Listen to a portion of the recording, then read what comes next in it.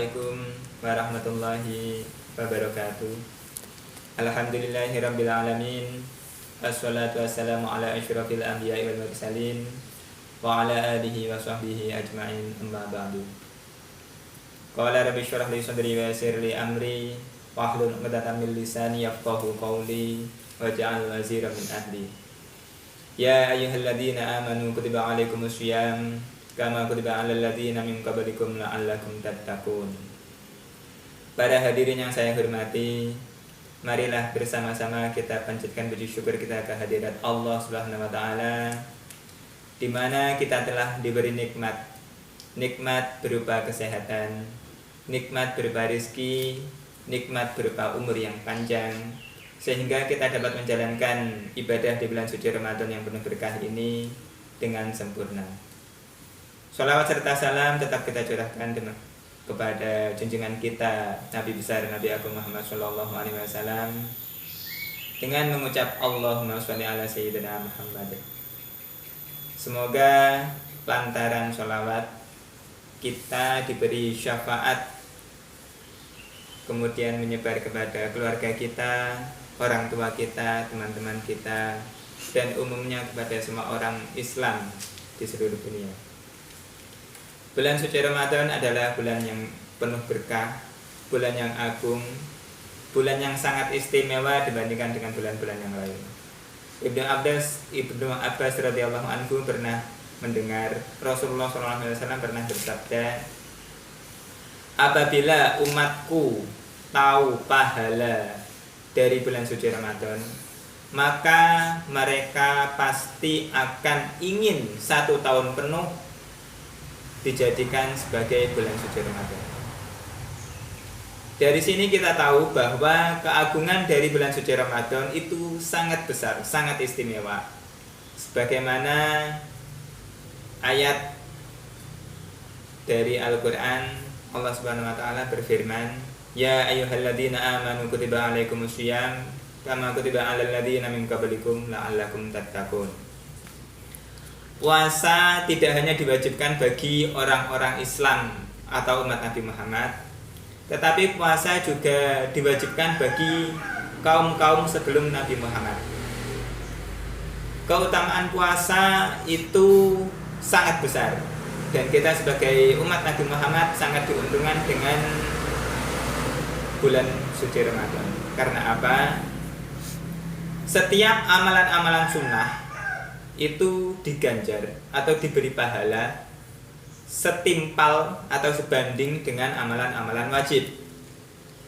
Sehingga seperti ada di Indonesia, banyak sekali musola-musola, banyak sekali masjid-masjid yang menggalakkan ibadah-ibadah sunnah seperti sholat tarawih berjamaah, sholat malam berjamaah, membaca Al-Quran, dan lain sebagainya. Berhubungan dengan membaca Al-Quran, 1 huruf di dalam Al-Quran yang kita baca itu mengandung 1 kebaikan. Bahkan Sayyidina Umar radhiyallahu anhu pernah mendengar bahwa Rasulullah SAW bersabda, barang siapa membaca Al-Quran dengan terbata-bata, maka dia akan mendapatkan 2 kebaikan. Apa maksudnya? 1 kebaikan dalam membaca Al-Quran, dan 2 kebaikan thalabul ilmi.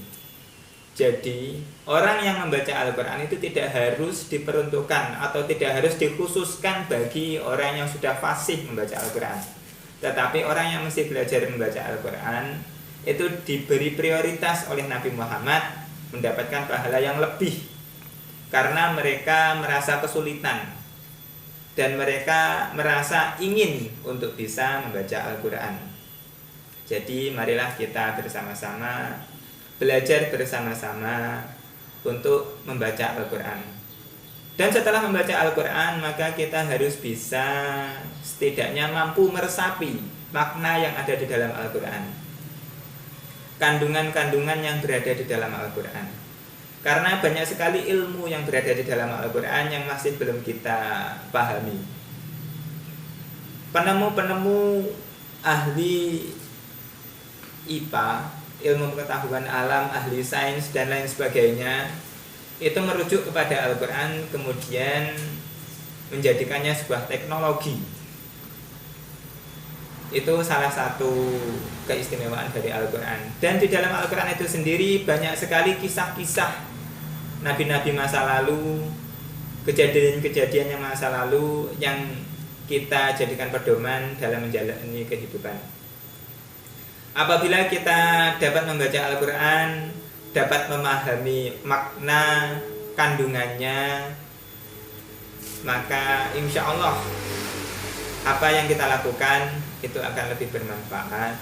Apa yang kita lakukan itu bisa menjadi pedoman hidup kita, dan kita dapat menjalankan ibadah di bulan suci Ramadan ini dengan lebih baik. Jadi intinya ketika kita membaca Al-Quran, kita dapat mengetahui maknanya, dapat menjalankan amalannya, maka kita akan menjadi seseorang yang mempunyai Islam yang sempurna. Sedikit dari saya, semoga apa yang saya sampaikan bisa bermanfaat,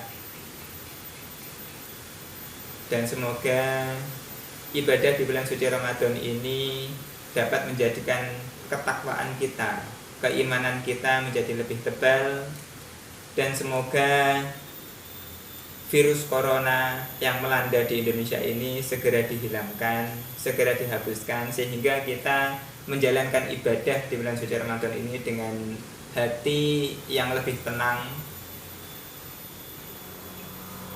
tidak ada sesuatu yang meresahkan hati kita.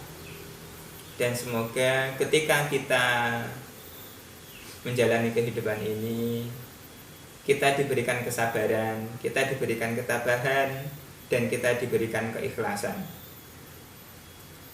Dan semoga kita termasuk orang-orang yang husnul khatimah, orang-orang yang ketika di akhir hayat menjadi orang-orang yang baik. Saya cukup sekian. Wallahul muwaffiq ila aqwamit thoriq. Wassalamualaikum warahmatullahi wabarakatuh.